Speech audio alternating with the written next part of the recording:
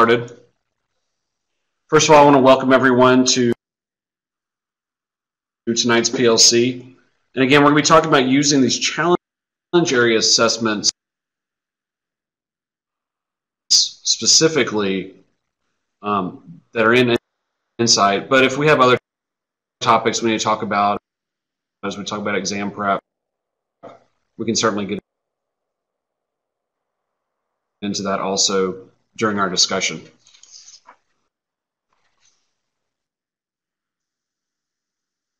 By the way, I don't know if y'all have noticed this, especially those of you that are brand new to Insight, but previous PLCs are available on the Insight website. So if you go to Strategies from the AP Insight homepage, and then you can click on Connect via the PLC webinar series. You'll see previous PLCs there if you want to watch those. In fact, tonight's will be up there probably the next couple days. So if you hear something tonight but you don't write it down or you forget about it, you know, that's okay.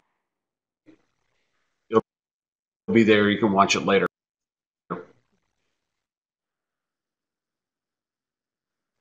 Also, go ahead and take a moment. If you haven't used Adobe Connect before, I'll tell you right now, a couple of the slides we're using tonight have a lot of detail. If you want to, you can move those windows around. Make sure you have the chat box open.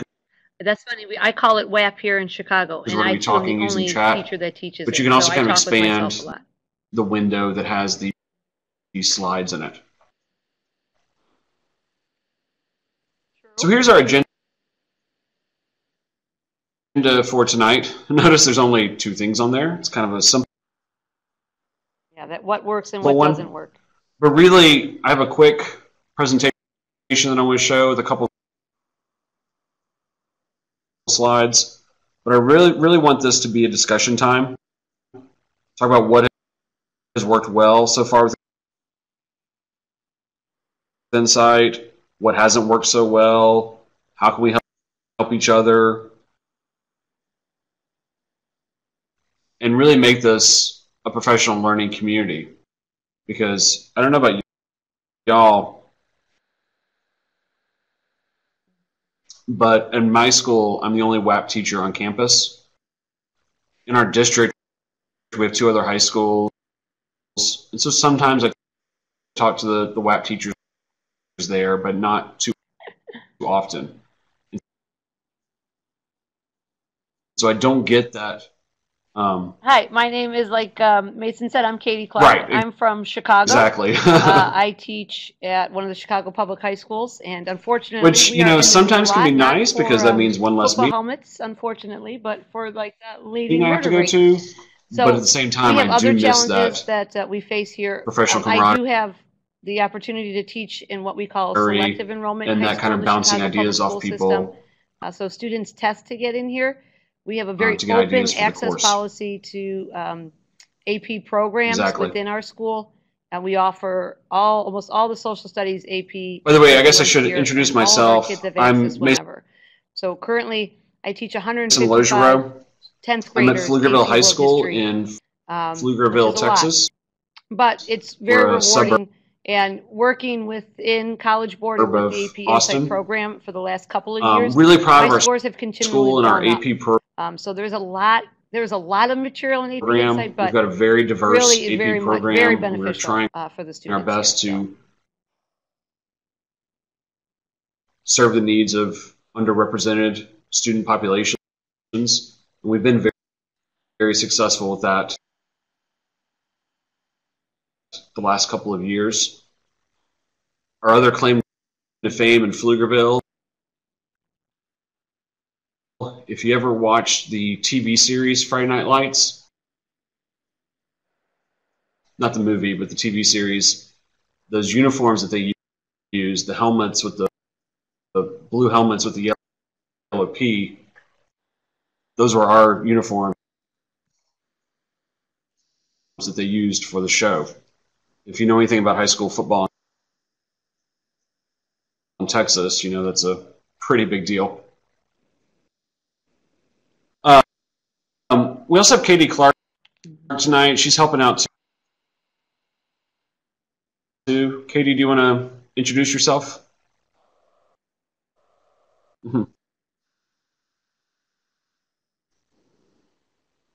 Yeah, I'll echo the same thing Katie said. I've seen some really good improvements in my scores the last couple of years because, and that brings us to one of our objectives tonight that I think Insight does really well with. If you can read there on the screen, does a really good job of looking at themes of the course and integrating that through different regions and through different time periods and helping students make those connections. And that's one of the things we're looking at tonight with these challenge areas, because as you know, the challenge area assessments are designed to be done at the end of a challenge area. They're designed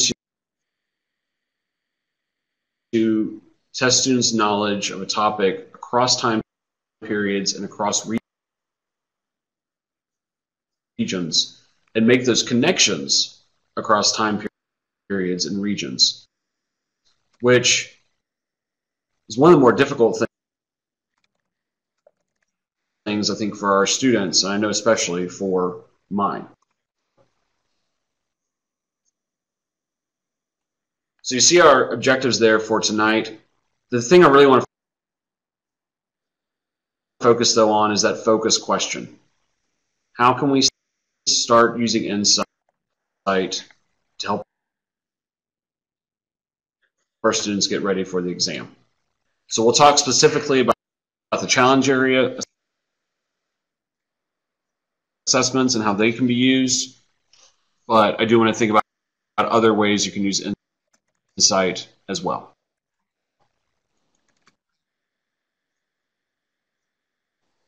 So I want to take a look at a couple of different challenge areas and the assessments that go with them. We'll look at three different ones, and they're each have different little aspects that I'll point out here, but I think they all can be used as we get closer to the exam. This one right here, the one on linking state building and urban. I think one of the best things that it can do is it proposes questions here, that are directly related to the exam that they see in May. So even if they're not fully writing the essay, for my students, it's been helpful for the challenge areas seeing the types of questions, how do we break up those questions, and then also combining sometimes all six those questions as well. So maybe not writing full essays, but especially when trying to build on those kind of writing skills. At the end of each challenge area, there is a performance prompts and materials task. It's really effective with them understanding what they need to be prepared for. That will sort of bring together everything from that challenge area. For this one, if you want to take a closer look at it, you can log into the AP Insight homepage later if you want to take a look at it. But there's 3 tasks to this performance task. And the last one you can see right there. Students have to write an essay looking at urban growth with the Aztec Empire.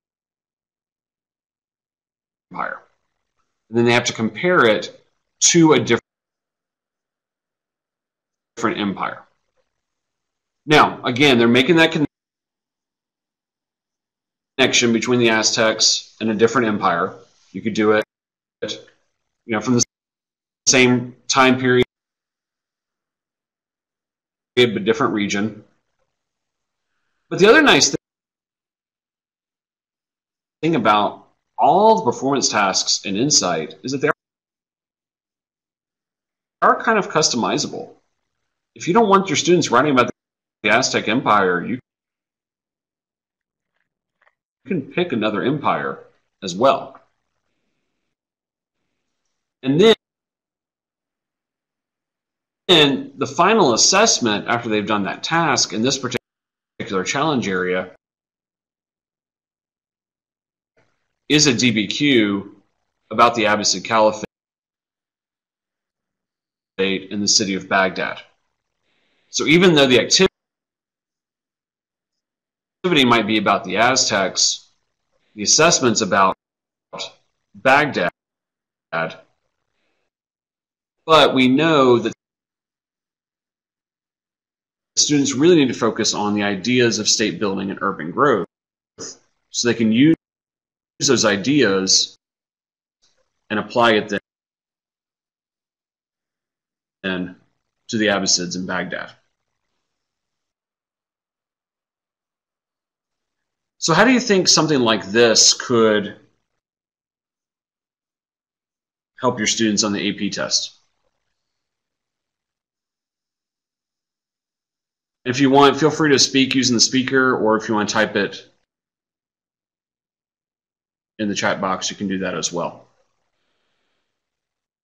Right, that's a good point. And Lisa, I liked what you said also too. Students a lot of times do that application, that synthesis, compartmentalize their information. That's one of those key skills that we know. I was struggling with that today. We need those kids to start thinking as. So, and again, like we had talked about, we just finished a test on the Industrial Revolution. It's not just the Industrial Revolution, and that's the end. And then today I'm getting into imperialization in Africa. Where else do we see that? So I think a lot of it's that analytical side. And I'm trying to explain the connection between students, but I think for so many of them, they think, okay, we took the test on the Industrial Revolution, so we're done with that. We move on to the next topic. And I'm really trying to get them to see the connections between and skills them. That, as I try to tell my students, I want you to do well that can be on the exam in May, but ultimately, I want you to become analytical. I want you to read. I want you to apply. So that's one challenge area. Those are skills I want them to leave the class with. So I feel something with it. This is another one too, the environment and humans. If you notice, this one covers almost every period. It covers time periods 1, 3, 4, and 5. So this is kind of a more traditional challenge area where you might have 3 or 4 building blocks covering almost the entire curriculum. And then again, there's a performance task. You can see there the last task of that performance task, where students have to look at the relationship between human migrations and the environment. And then here is the last assessment. It's an LEQ. Again, mirroring something that they would see on the AP test in May. There's also the one here on the environment and demography. Now, what's interesting about this one, notice again, it's covering periods 2, 3, and 4. So I've used some which of most of us are, should be done with periods 2, 3, and 4 really by now. To introduce a lot of that writing. But the task, that we have within the AP curriculum, And has so, them again, take what they've learned about that initially, especially like in periods 1, 2, and 3. And they're applying it to a modern day problem. But again, starting to work on thesis development and outlining, again. So they're having to come up with a presentation to the performance tasks have been helpful with providing those prompts. The World Health Organization. Those documents to kind of help me do that within my class. About a modern day outbreak and modern day diseases, but using the historical content from periods 2, 3, and 4, and those historical thinking skills. So how could something like this help you then with the AP test, where you're having to apply it to a modern day problem? Right, and especially in review. Right, yeah, I agree with that. The analytical side of are asking them things that apply to 2 or really 3 time periods. Especially because, they won't say on the AP test that we might, and that's how we might be teaching it within the classroom. We have to do a task like so this. At the review time, now it's, okay, we've talked about all these things. Can you now but the skills that are put involved these kind of time periods together? Because, we know even from the old test, because, the AP exam, it's only been a couple years that it has been redone. Some of those questions covered double time periods. So can you apply that over an extended amount I completely of time, agree. not just a specific and making time. it relevant to their life today. So really what I want to do is spend the bulk of our time just discussing with each other. And again, you can exposing kids to use the microphone if that's before an assessment. It's working, or you can type it into the chat box. But I have several questions here that I want to look at tonight. And then if you have other questions, by all means, please bring them up, because we're here to discuss and see what's working well with our class, what's not working well, what we can improve on, how we can help each other. Because, as we both mentioned, there's a lot to insight. There's a lot of really good stuff. But sometimes it's kind of hard to figure out what parts should I be using, what parts are maybe not as important, that if I'm running out of time, I can change or modify. So let's look at this first question. And I know most of us haven't really gotten started on, official test prep yet or anything. I have a kind of a like that. Piggyback kind of comment and question off of that. But do your guys' school districts have you been able a lot to of personalized learning? Use these challenge area performance tasks? And how do we, how do I know that for review Joe is understanding versus Mary? And what did that look like? That's a big push within our classroom. Our school district, and I just think that's very good teaching too. How do I know what help you need? I'd agree with that for sure. To you? And so, what I liked about the AP Insight, because there is all Lisa, there are all these opportunities, right? Because we are overwhelmed with what AP Insight can give us. This would be a really good way to review by how do we figure out what's going to work best for those students? So for me, some of it is that personalized is really learning. important. Like, what are you interested in? Are you really interested in epidemic diseases? You have these themes let me point you this way. I want you to work on that one. So for me, sometimes then students they get to pick, because there is so much out there, that they get to choose one that now they're need to bring it all together, which helps their learning. So students can see those continuities and those changes over time in the theme.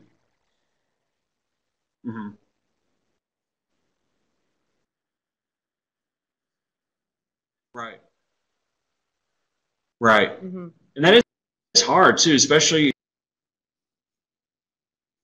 if you're trying to design your own test for class, trying to come up with those questions that span multiple time periods or multiple regions can be really difficult. Right. Because I think that's what we've done kind of throughout the beginning of the year, right? Within these kind of first couple of quarters. You know, it's kind of getting that information to them when they're not. And Stacy, I like what you wrote also about intervening to help them get that intervention. And now it's exposing more, them to authentic questions, because you know, what can I do to make you the most successful student? And with the exam redesign, that's been tough also. Trying to find or come up with questions that look like AP questions, especially with the new essays and the new short answers as well. So I'm kind of curious, what does it look like, or what's it going to look like in your classroom as far as,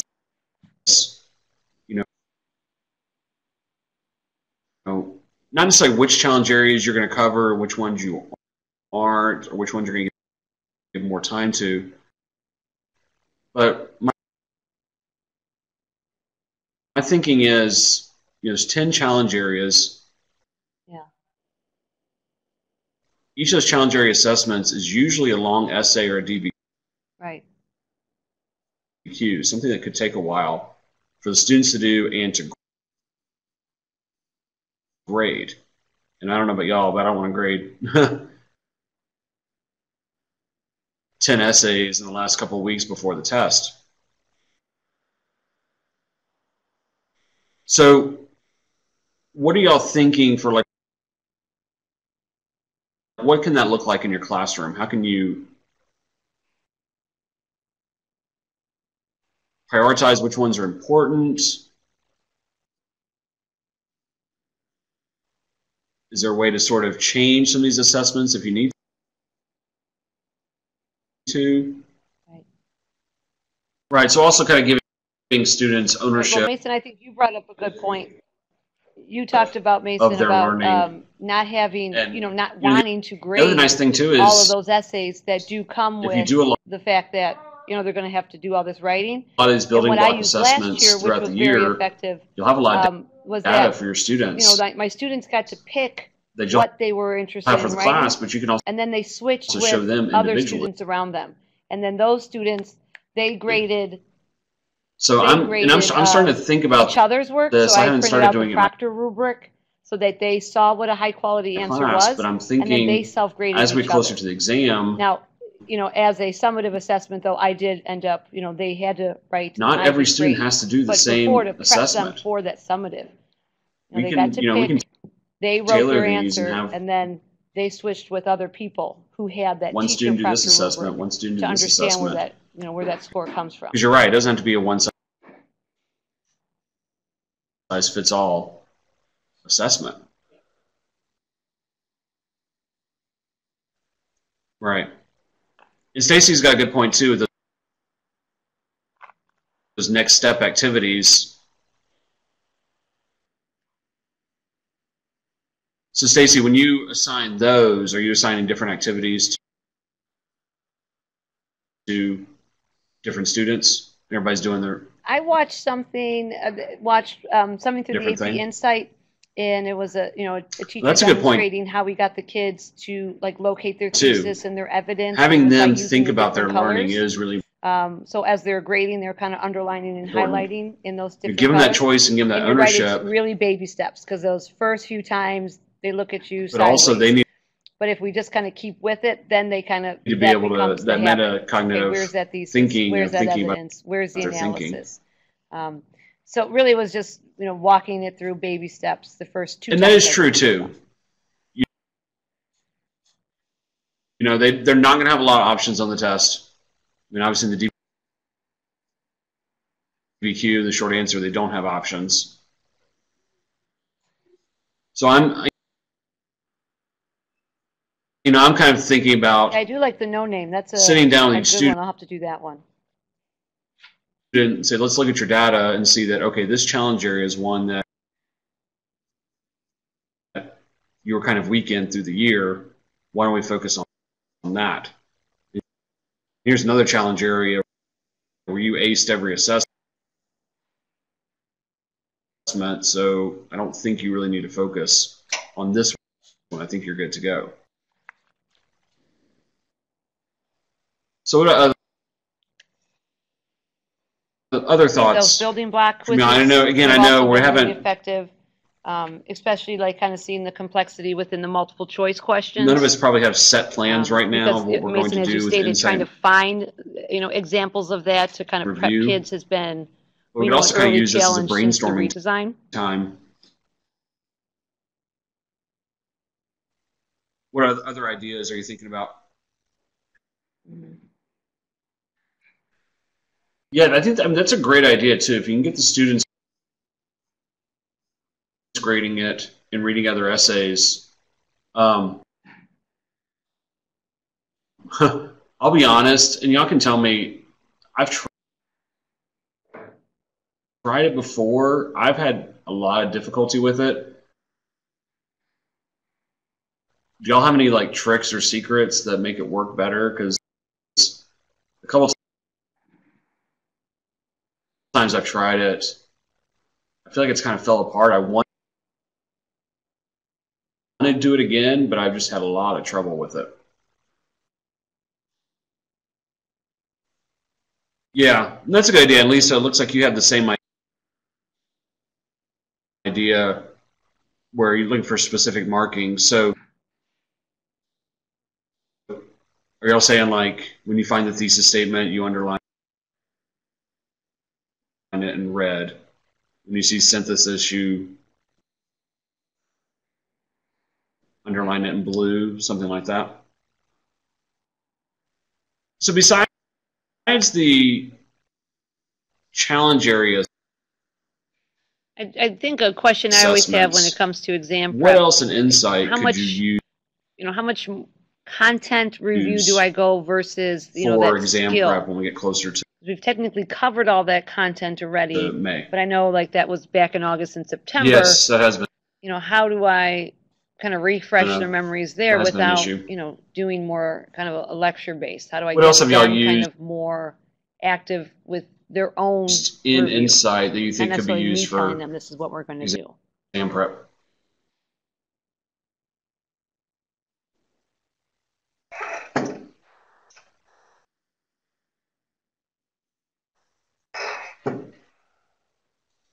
And also, we're kind of waiting for everybody to type. What other thought? Yeah, I think, is that under like the prepare tab, I think? What other things do you want to discuss tonight? I believe it is, right? Yeah, where they kind of check what they know or what they don't know. Yeah, what you're else right, is kind of... I forgot. I used those a lot last year. I'm just thinking about from time to time. So those are... Jennifer, you mentioned that you just started with Insight a couple weeks ago. So I'm sure you have a lot of questions that hopefully we can help you with.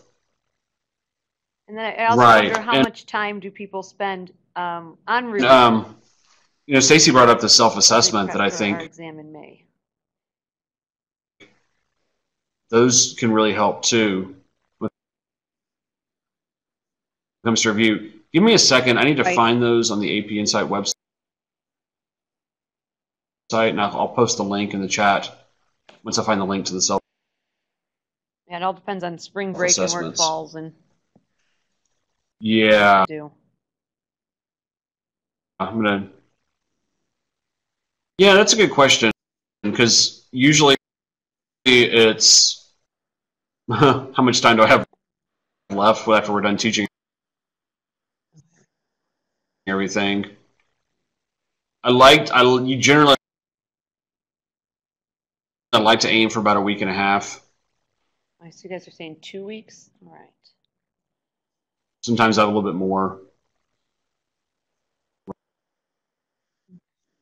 Right. Mm-hmm. So yeah, Jessica, to answer your question about the self-assessment, those are under the Teach tab under each challenge area. I'm sorry. Under each, under the Teach tab, it's the student progress sheet. Yeah, so that I just sent a link there. That's that's one example of a student progress sheet. But each challenge area has one. Yeah, and that also helps, like, where can we shore up when we're talking about review then? We're going to need some help at it. So yeah, those when it comes to review too, I think to progress help those sheets, students you know, one of my first things I do in review is I give them a. I was always kind of told there'd be a good thing to do at the beginning before we can kind of judge, you know, where we before you start a challenge area, and then I hit the challenge areas that I think are going to help them the most in shoring up. But I think they could also definitely be used now or miscontent. Or as you're getting closer to the exam, for sure. So I do a full multiple choice, and then they do have the full writing portion. And then students can kind of mark off, okay, how are they feeling about this? Those are full. But for the 2 longer essays or the longer essay in the DBQ, they outline. And I have like a format that I created. You know, a box for the thesis, one for the evidence, the analysis. Do you do a full document, POVs and things like that? Exam, like a mock exam? So it's not full essays.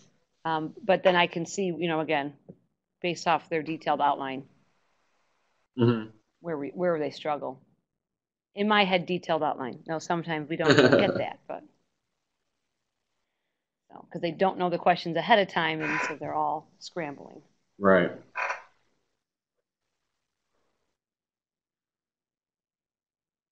All right. So, Stacy, you're looking at the short answer questions, having trouble with that. When you say the right answer, is it? Are you students not giving full answers? Because I see that a lot with my students, where they're trying to answer it in. Right, or mine are trying to answer in like 5 or 6 sentences when it only takes a sentence. And I keep trying to tell them, like, you're only supposed to fill it in this space I'm providing for you. I'm not trying to be mean. I'm trying to get you ready for it. Yes, make sure they stick to the topic, because I had one student who I had to scroll down as I was reading what he wrote, you know, in the insight when I was grading it. And I said, look, if I have to scroll, then no, that's way too long. Yeah, because it is hard. Like, you know, do you want to tell them to get to the point? They think they've gotten to the point. And so, Stacey, you're saying again in the writing, I know it's almost in a time period in the long essay and the DBQ, but also oversimplify evidence, detail, and in the SAQ, I'm saying get to the point. Just get to the point. So it's almost a different skill. You know, and I think the thing that's worked for me is just practice for one, because I'll have a short answer question, at least one, usually 2 on every test I've given so far. And honestly, it's been kind of a pain to grade those. But yeah, I'm about to say modeling, going over samples, having the kids. I mean, I put it up on the Elmo, and the kids have to, you know, grade and assess. Again, I don't show the name. This is the answer. Are they right? Where are they not right? Where do we shore up? Yeah, so practice. Yeah, practice. Part of it too, you know, there's always that stimulus with each of those. And I'm having like simple reading comprehension issues too. That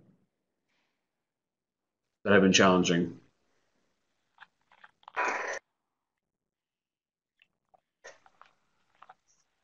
Like trying to figure out, especially if it's like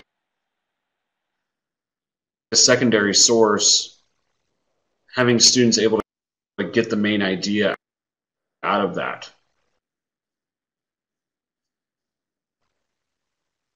For me, they'll look at a paragraph, but they'll just focus on one particular sentence and think that's the main idea, when really it's a very secondary one. So Lisa, you're kind of worried about the multiple choice. Yeah, I mean, time is definitely an issue, especially now that right.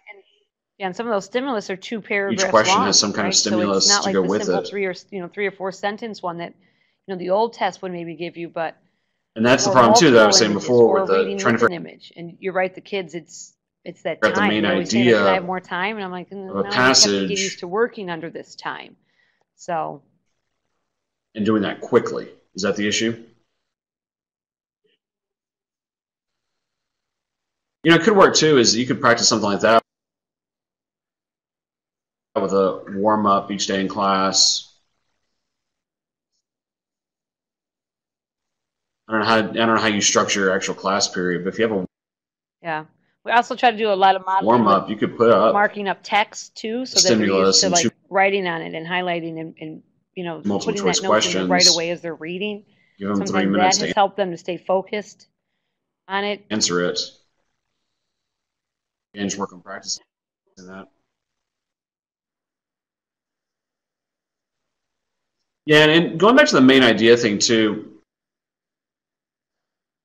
one thing that I've tried to explain to students, but it hasn't always gotten through, is the idea that the main idea is usually going to go with a theme of the course,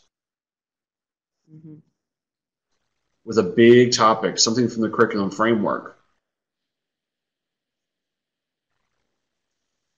So that don't focus like if there's a passage about the Black Death, for example. I tell them when you first get your passage, the first thing I always tell them to look at the main idea is not going to be some what's small the title of the excerpt or the passage. detail about that's the also Black going to Death. give you a key hint when it's like the main idea is economics, the economic impact going to be of a about revolution. Well, then diseases and how that's they what spread. this author is trying to talk about. So that helps them to kind of focus the impact, the social and trying to economic look for in impact their of those diseases. That's what they need to be thinking about. Right, and paying very close attention to that line that tells you who it is and when they wrote it and who that person is. Especially because most of the time you won't recognize the name.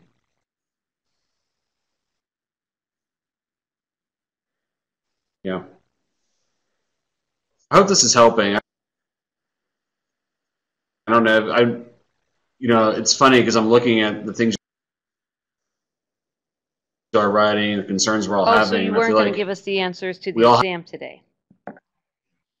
Have the same concerns, and so which is say that we have to really focus our students. It's not.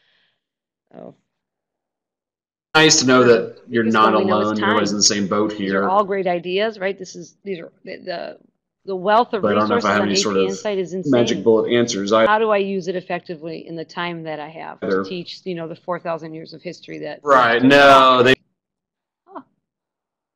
they have not shared those with me. So. Yeah. Yeah. Let me ask you this: have y'all been, when it comes to the performance tasks? Most of them usually have like 3 or 4 parts to them. How are y'all modifying those to your class? Are you doing the whole thing, or are you only doing part of it? Yeah, I have yet to do a full performance task. We have just done parts of it. I mean, and I'm on a block of 105 minutes. I have a 90-minute. We're on a 90-minute block schedule. And I want to be there when the students are working on it. So again, they're used to time. So if I spend the first 20 minutes or so doing notes, maybe 30. Intervene.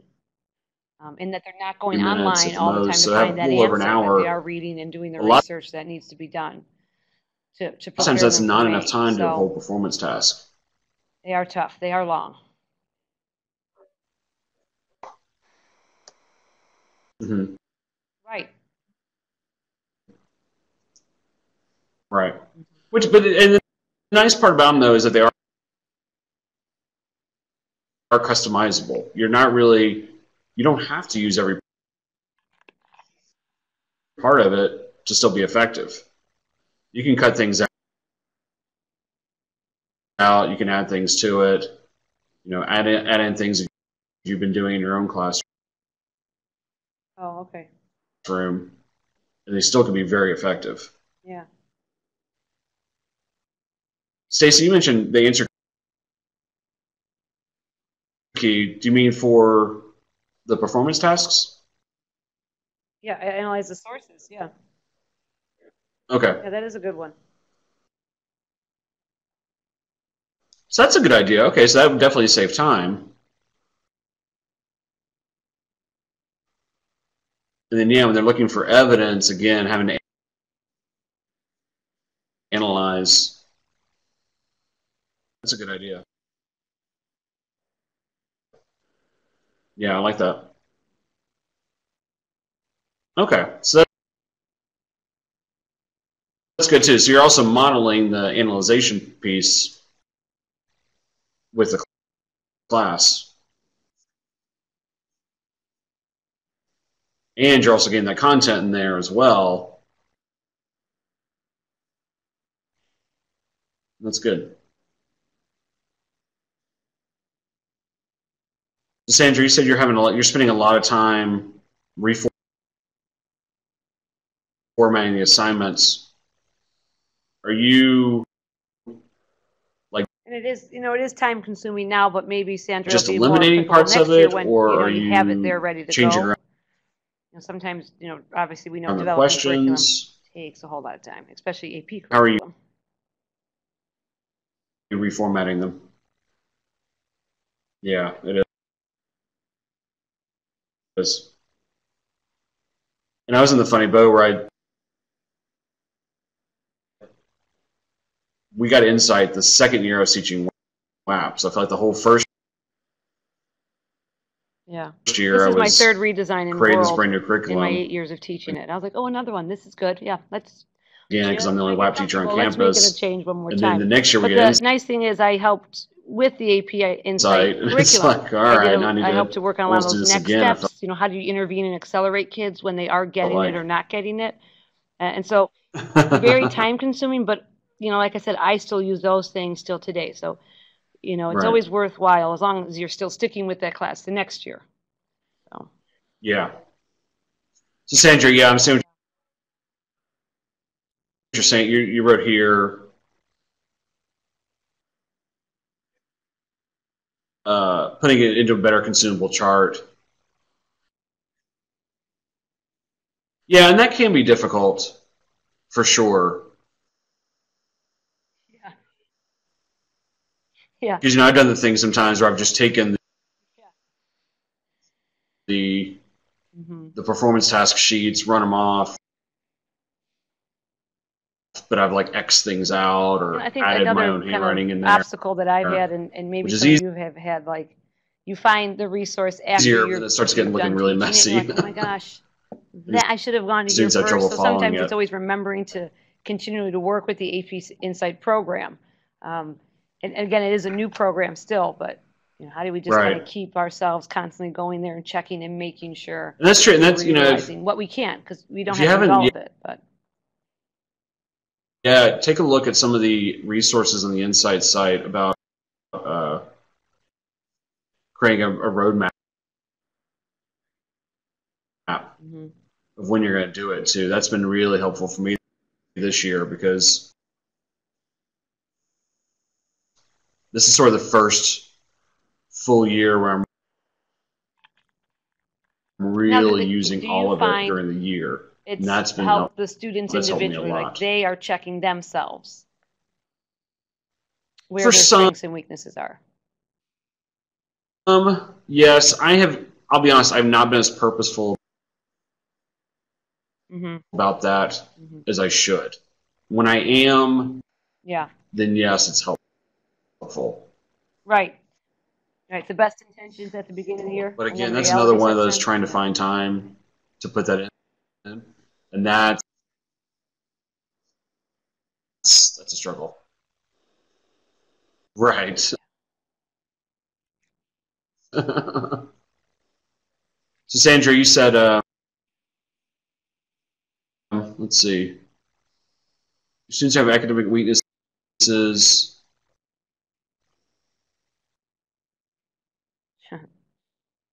So do you feel like that structure that...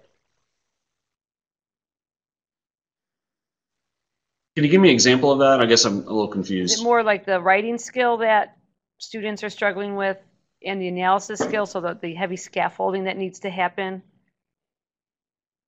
Okay, okay, I understand. You're right, because Insight doesn't provide that for... It's not going to teach students how to write a thesis or how to analyze a document. I mean, I'm 10th graders. Is that what I think most of us almost are teaching our 10th graders? Right. Oh, 12. Oh, Stacy, I'm jealous. Yeah. 9th. Oh my gosh. Ooh.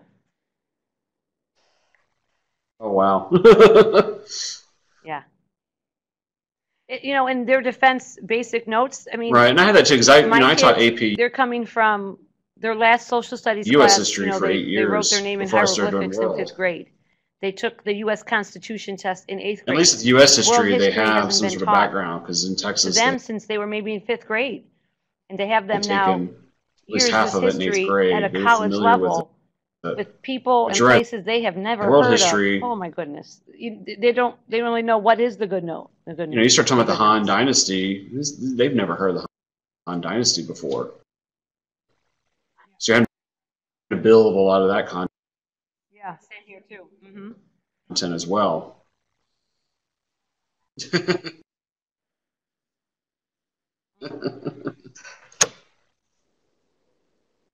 Yeah.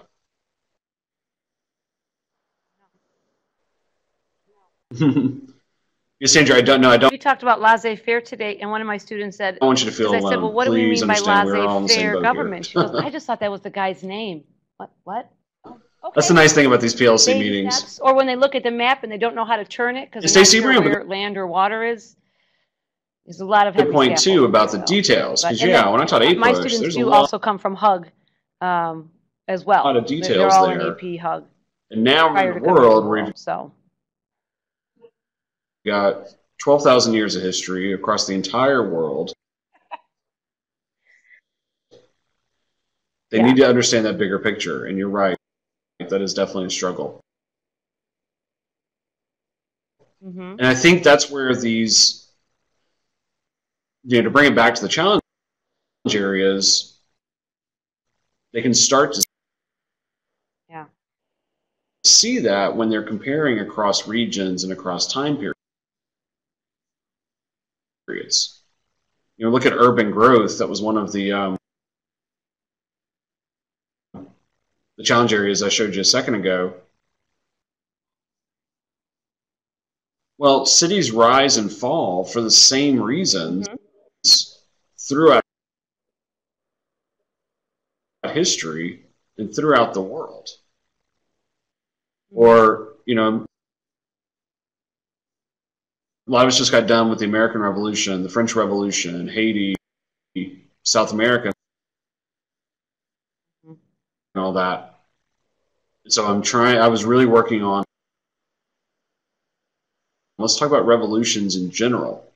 Revolutions usually begin for the same reason. Right.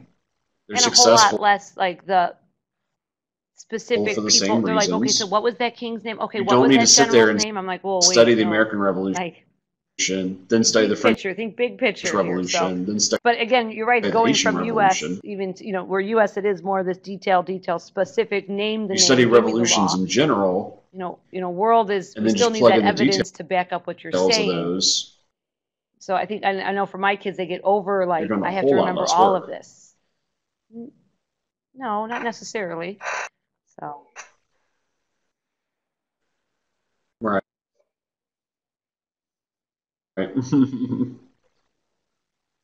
So what other does anybody want a great essay? questions do y'all have? What else are you trying to get out tonight? Not getting that one done. We have a few minutes left here.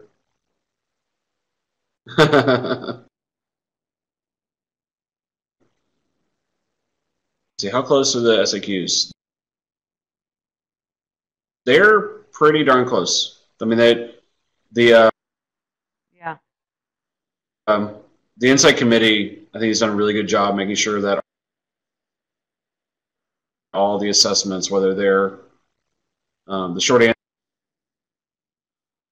answers, the long essays, the DBQs, those all mirror the AP test pretty well. And from what I've seen of the U.S. history test, again, because it is a tool to prepare, because they're of course having the same format, created by the College Board, it's very who's also, again, the writers similar. Of the exam. So they're really not trying to keep it a secret. This is what we're looking for. Yeah, and it's nice that we have, through Insight, we have a lot of different examples of these. Whereas if you don't have Insight, there's a few on those released exams, but there's not a whole lot. And I haven't seen, with other review tools out there, I have not seen. Yeah, I agree. I went to Barnes & Noble a couple weeks ago and started response, the presenter keys. Looking through some of the prep books. I've not seen that anywhere else yet. And man, there's a couple that are way off. Yeah, I'm worried about those, and I tell my students, stay away.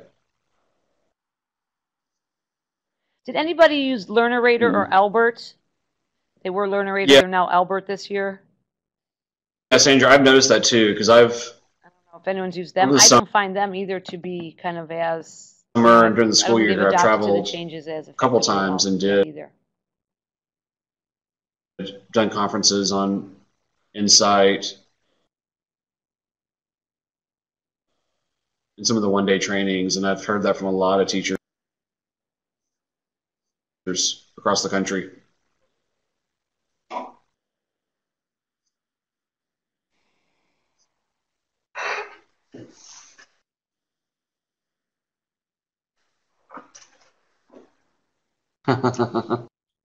Sandra, don't go back to LearnerRater. They now are charging, and it's called. Yeah, I'm hoping. I don't find them to be as effective. You used to have access. Same to trouble with my school district right now because before you get egged out. So. I have about 180 WAP students, and the district didn't want to pay for subscriptions for all of them, so we only have subscriptions for 30 students. But I'm really hoping that your school has money. Our AP scores are high this year, so I can convince the district to spend the money to get subscriptions for more for next year. Yeah, I think Barron's has a good review book. Stacey, I wasn't real impressed by the Princeton review book this year. I've used them in the past. I've recommended it to students in the past, but they're one of the ones that I don't think they did a good job with the getting students ready with the updated test. Right, but it is possible for some districts, for sure. Right. And I will say, I know the College Board is working on figuring out ways to lower the price, and that's coming down the tubes in the next couple of years. But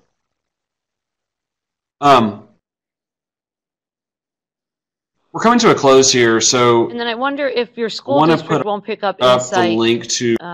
How receptive would parents or be? Survey, if you wouldn't mind. Adding that onto a school cost or school fee. That link's right there. I know it wouldn't fly in my district, but. If you wouldn't mind taking that survey about tonight, we would really appreciate it. Also, I'm going to put up my email address.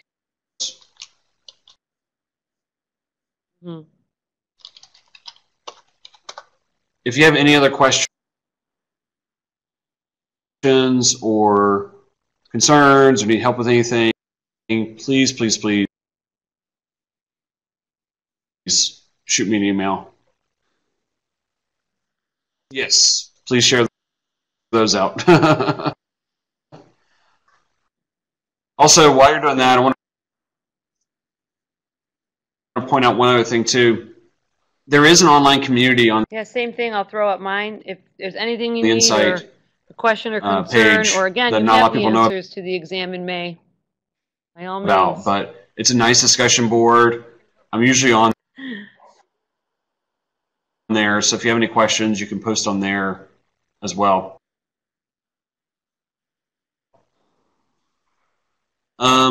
Any comprehensive mock final exam? No, I don't think. No, Insight won't be doing that. Mm-mm. Now, there are released exam questions on the regular College Board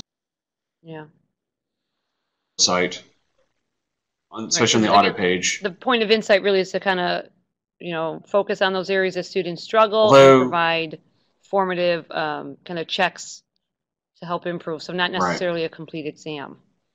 I want to thank everybody for taking an hour out of your night tonight. I know it's sometimes difficult after a long day of teaching. But again, if you have any other questions or comments or come up with new ideas, please share them with Katie and I. We would really appreciate it. And thank y'all. Yeah. Have a good night and a good luck with the rest of the school year.